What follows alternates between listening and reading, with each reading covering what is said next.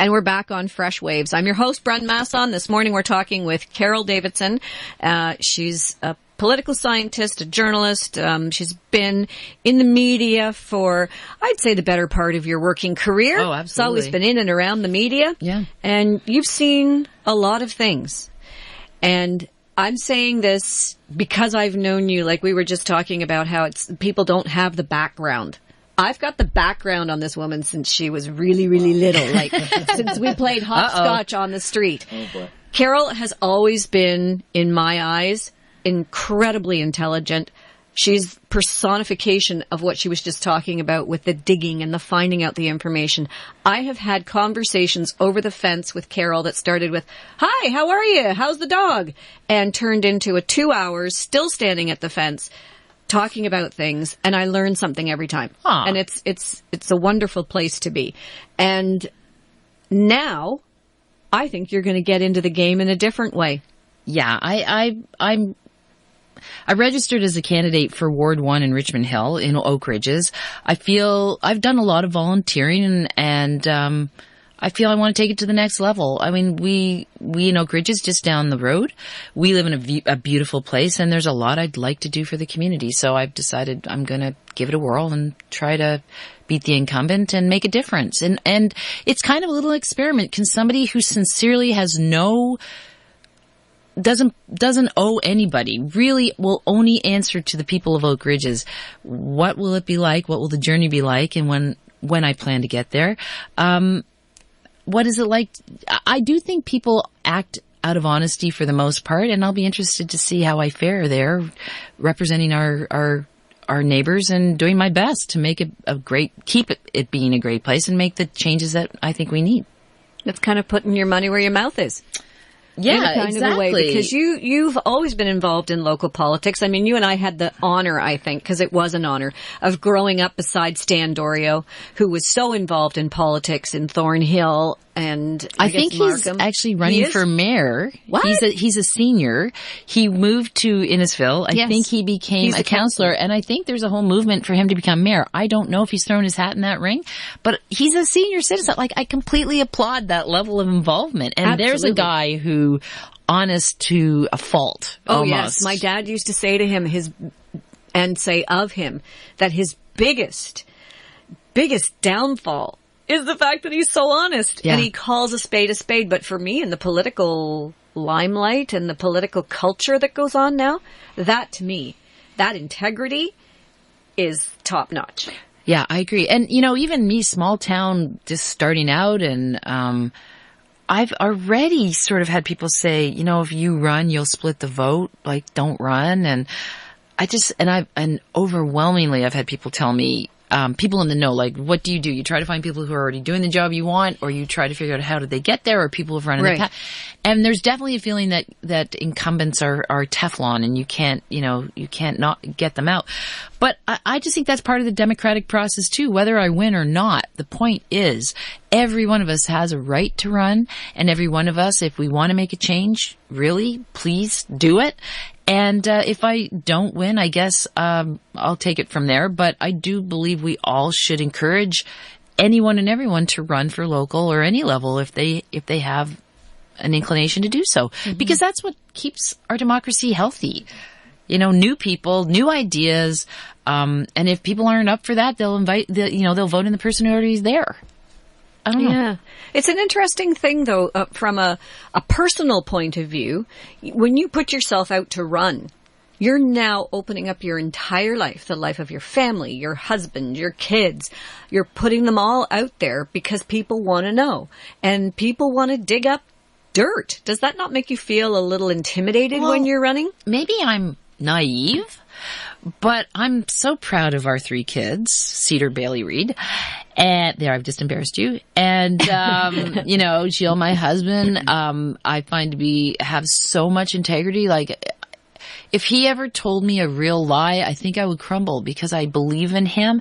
I honestly think, well, what dirty laundry do I have? I have lived my life like a person who's lucky enough to live in Oak Ridges, a person who was raised in York, a person who had a fantastic job, a person who has a beautiful home. I don't know what dirt is. on me, but I don't know. I mean, the only thing that does worry me, as we were saying, is things can be twisted and things can be launched that aren't true, and then you got to get out from under it. But I don't think we're at that point yet. I hope we aren't in good old Richmond Hill or here, or, I hope we're not there. I don't know. Well, Stouffville has an interesting political climate right now we can actually talk for 3 hours on, but we won't. So I'm just going to clarify that. We're not talking about the political situation in Stouffville. But to me, that brings us right back to the original topic that we were talking about, which is the fake news. Yeah. I mean, there are contracts now in the media industry for big variety shows and talent contest shows where with the clause, because I've read them because my daughter wanted to go in one of them, and I'm proud of my 4 kids too, Sarah, Robin, Michelle, and Eddie. So I can honestly say the contract reads that the content of their performance can be edited in any way that the network feels fit, either in a positive or negative way, and they will publish things that are true and untrue to benefit the ratings of the show. Yeah. And people sign these contracts without reading that and understanding what that really means. Or they're so desperate for the limelight that do it anyway, because they think negative press is better than no press. I don't quite agree with that. I don't agree with that, especially in a political scene. No, absolutely not. I think that the negative press can be really bad. I've seen in the provincial election, for example, some really negative stuff that to me has no basis. But the negative stuff, I guess I'm worried about that. I don't know. I have lived my life with integrity, and I don't know what possibly maybe inexperience, but I actually have worked for government and have covered government. But what worries you covered me, all of these elections, right, at different levels. But what worries me, honestly, which I can't change, is the apathy about voting. I could be and I am. I'm getting out in the community, and after the provincial election, I'll really be out there. But I could knock myself out. But if nobody gets off the couch and goes and votes, or they don't bother to stop on their way home from work, I don't know how I can make an impact. You have to vote for whoever it is you like or don't, make sure you go. And there's no way to really fight apathy. That's the only thing that kind of needles me a little, is I might be the best candidate, because I am, but I might be the best candidate. But you can't force people to care. So no, and you're right, and it's an awful situation to be in, that you can't force people to care. But maybe if you get to the person who doesn't care, I agree. You get an extra vote that you didn't have before. Agree. And let's hope that October 22nd is a sunny day, and you can not be affected by weather and all the other things. But that, like I said, and this is part of my poli-sci, education. I got my undergrad at Waterloo, and I got to work in government. And I actually just finished a couple of contracts, because I have a little communication company, and I did a couple of contracts for the federal government, and I was struck at the dedication of the people who worked in the federal government. I mean, I worked in media. It's very easy to malign civil servants, but the level of dedication, and I have since been involved more with local politics and been down at town hall. And again, the level of dedication that these people have. So I kind of feel like we all need to do a little bit more digging to see if the stereotypes that we probably grasped from Dad when we were 8 years old, that maybe those are dated, and maybe there's maybe we should stop calling them silly servants. Well, probably. Yeah. I mean, I worked in 2 ministries that are very high profile, and I found they had really top-notch people. Now, there's no doubt that the working rules for people in a small company where, it's just a given that you're going to stay for an extra 4 hours without warning or whatever. Like, I think there's different things about working for the government that may be better than not. But in terms of the quality of people, I was blown away. And I'm a very skeptical person who's always looking for the negative as a journalist, always looking for the angle. So anyway, I'm hoping to go to town hall and work with other great people. I don't think everybody's awful. I think you're right, and I think you're a good candidate for municipal politics because, like you said, that's the grassroots. That's where it really affects who's plowing your snow and who got the contract to plow the snow, and are we supporting local, and all the different issues that come with municipal office. Sometimes change is good. If sometimes it's good to just say, okay, these aren't lifelong appointments. What is there somebody with some new ideas that we'd like to try? Is there somebody who might try to solve this problem in a different way? Or is there somebody who might bring up more about our area that isn't being brought up now? Whatever. But whoever you support, vote. Vote. And actually, I would encourage people who haven't thought about running to maybe think about running. Absolutely. Go to a couple of town council meetings and see what they're like. Yeah. And maybe throw your hat into the ring in an area where you see that there isn't any representation or, or there's a lack of competition. I agree. And don't think, oh, well, that's not something I would do. Well, what do you mean? Like, politicians weren't born politicians, right? It's just people that said, you know what, I'm going to put myself out there and I'm going to try. And I always laugh at, to quote the great philosopher Homer Simpson, the first step towards failure is trying. Of course, you have to assume that maybe it's not going to work, but I guarantee you the journey will teach you more than you can guess from sitting in your living room and not going for it. Yeah, go for it. Yeah, or the Wayne Gretzky quote that says, yes, you will definitely miss 100% of the shots that you don't take. Yeah, so, I completely agree with you. Yeah. Take a shot. And even that same philosophy applies to the person who's going to go out and vote.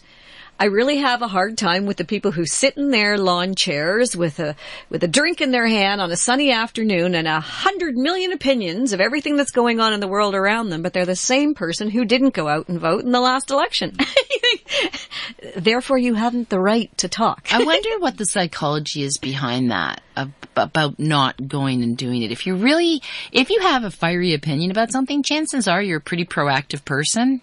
I wonder why people don't vote. I don't know. I mean, I know it has to do with weather and mobility and how to get there and all that, but I don't know. It'll be interesting to see. I used to think, oh, well, why can't we vote online? But now I find, because then everybody could vote from home. But no, I don't think that anymore, because I think it's really valid to have paper ballots that are counted by people, and there's no way to mess with it. I honestly don't know how the online thing can work. I've heard people swear that it's going to be the most secure thing ever.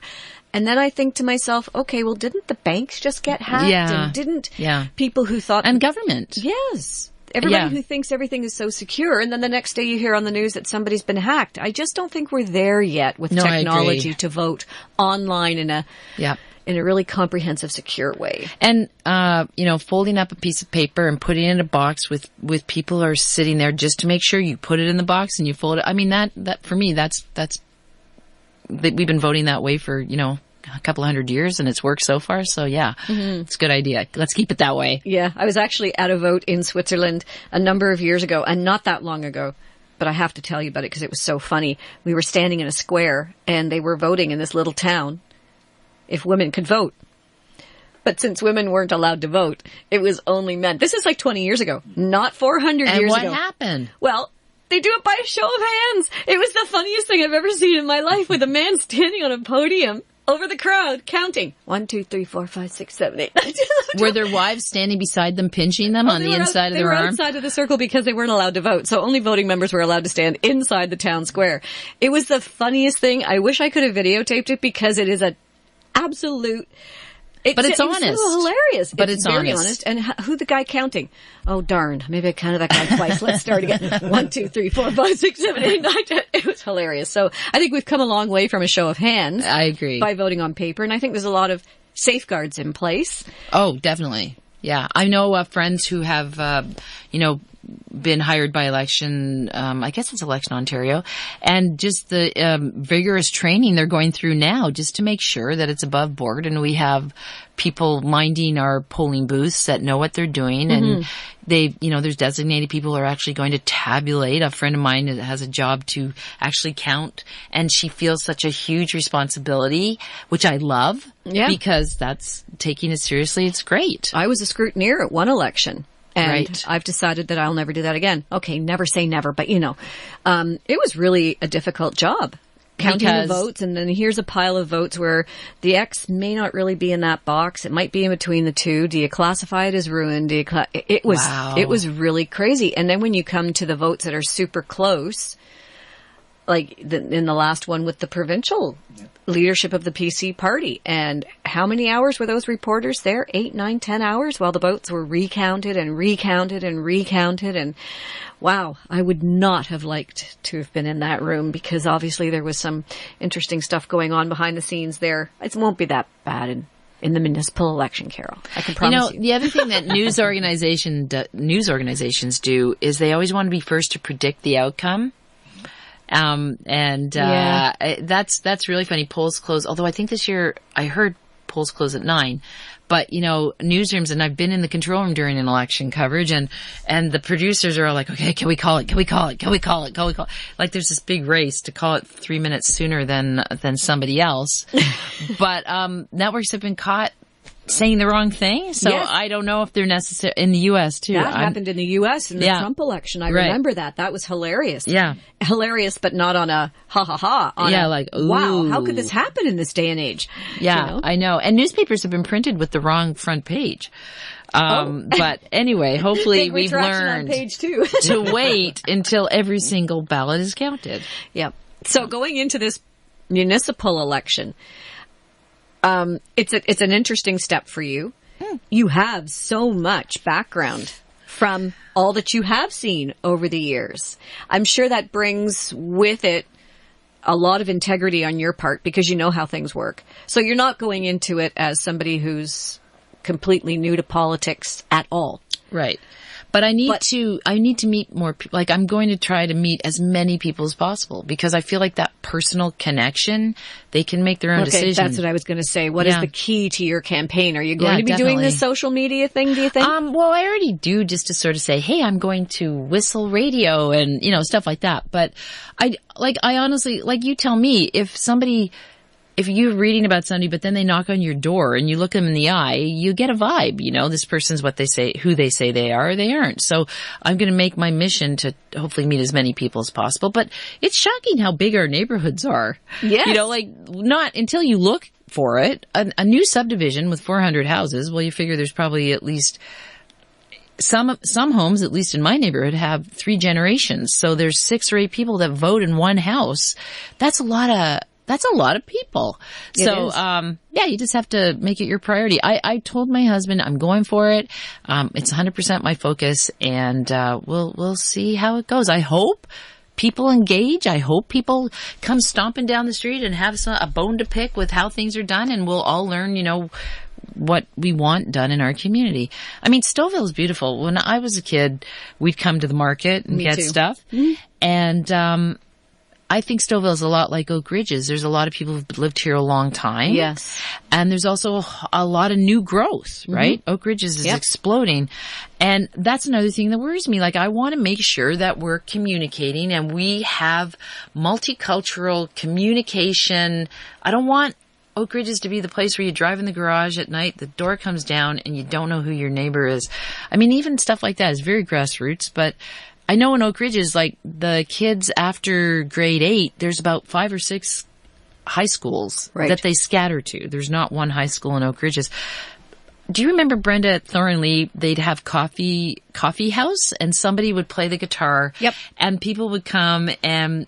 Yes, I remember that. You do remember Mike Dankert playing his guitar. Mike Dankert, exactly. And that's... And even Moxie Furvis. Anywho... I'd like to work on some of that stuff, go back 50 years and have things where kids can get together. I sadly, helped my mother sort of with end of life care. When I say sadly, it's not that I was helping, it was that she was dying. And I feel, and I think you know this too, that so many people in a community like Oak Ridges or Stouffville are dealing with the exact same thing.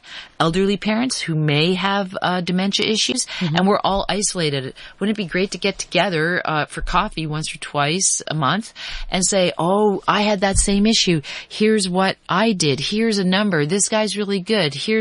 Because we're all operating isolated. The computer may be in our home, but that doesn't mean we're all sharing with each other the tricks of things that we're all dealing with. So that's the kind of stuff Yeah, well, I remember growing up on Silver Aspen Drive in Thornhill, and we would have fireworks for our street. Yeah. And everybody would pitch in money. Mm-hmm. We had a hockey pool where everybody go door to door, and we would do the hockey pool. I went door to door. So did I. When it was our turn, it circulated the families. We knew the paper girl and the paper boy, and I don't see that happening as much anymore. The conversations that used to happen on the street are now happening at the soccer field. And I have a feeling that you're going to end up having to go out to the local soccer game or the local baseball game to get the people that you're looking for, because when you knock on their door, nobody's home. They're all out at the soccer pitch. Yeah, I thought that too, but you're not allowed to do that because you're not allowed to be on any town property. But anyway, I again digress. I do think people feel isolated. I do think that we're all really hankering for some community. And, even I inherited my mother's dog, who I said would never live with us, but now has a better life than any of my kids at our house. I never knew there was a dog community. When you walk your dog, you meet so many people, right? Oh, yeah, for sure. And there's the leashless park. We have a leashless dog park in Stouffville. And I know people who go there not for their dogs. Right, they go just there to meet. because it's a social thing why? for them. Because people are hankering for human contact and talk to your neighbor over the fence. And so, I mean, when we have all new neighborhoods where some of the people may not even speak English or they may not be familiar with how things are done, I really want to see how we can all get together to create community, because like I said, years in journalism, Canadians are good, they're helpful, they're positive. 27 years of covering nasty things, I never lost the belief that people want community and want to help each other. And the World Health Organization used to say that there were 3 necessities of life: food, water, and shelter. They've now included a 4th, which is a big thing because they don't change their rules very often. Food, water, shelter, and connection. Yes, and connection absolutely. is so huge. I agree. If I pocketed or manufactured a pill that you could take that gave you 7 years added to your life, the lineup outside all of the pharmacies would be miles long. And that's what the statistics prove. Connection increases your life expectancy by up to 7 years. And your health. That's huge. And your health. Yeah.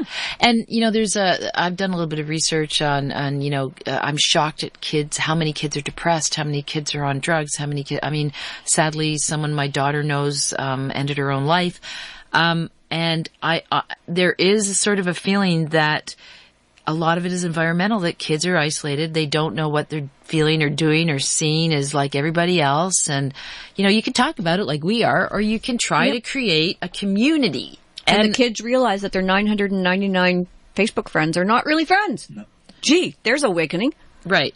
But if there's something, anyway, the coffee shop is sort of an old idea, but really if you could go to the local restaurant on Wednesday night and one of the kids is playing guitar and you meet the kids that you went to public school with that you haven't seen because you all went to different high schools, maybe that will make a difference. Yeah, maybe. So, just stuff like that. And maybe it's pie in the sky, but I'm going to go for it. You know what? I wish you all the luck in the world, because it's people like you who need to have these positions. It's people like you who will make a difference. It's people like you who aren't afraid to speak up. But that's your personality. You've never been afraid to call a spade a spade. You've never been afraid to say what's on your mind. Well, and I think that's a really valuable thing, because truth is such a sought-after commodity right now. Well, you can ask my husband about that, because I know he always wishes I had fewer opinions sometimes. But yes, I agree. And Brenda, when are you throwing your hat in the ring to run for Stouffville? Next time. 4 years, eh? 4 years down the road? In 4 years, I will make the statement now. In 4 years, I will look at running. How's that for commitment? Wow. Powerful. Yes, anyway. Maybe. You never know. But Carol, you are a good person to run for politics. I can't say enough about that. When I saw that you were thinking about it even on social media, I think I sent you a message right away. Did. You're just the best person I could think of to run. Well, I've been thinking about it for a long time, but with family connections, that is the other thing. I know so many people with elderly parents.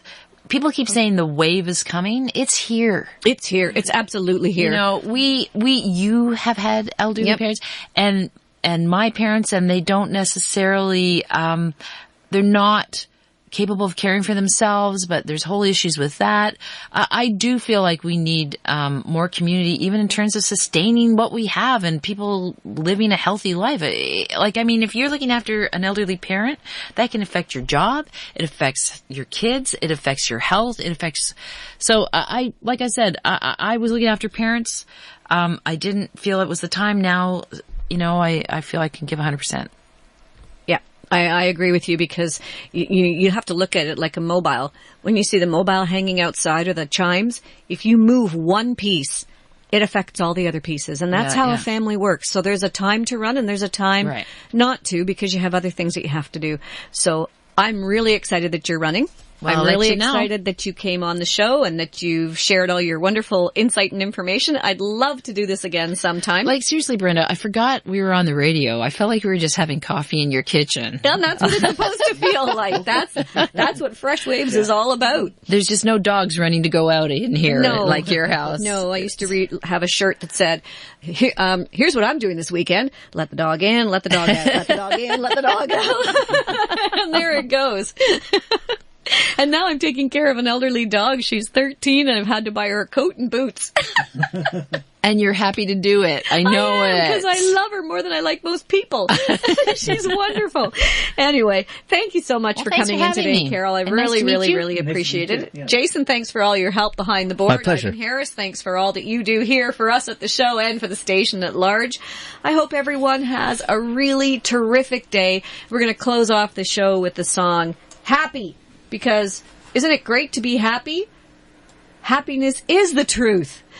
Have a great day, everyone, and we'll catch you again next time on Fresh Waves.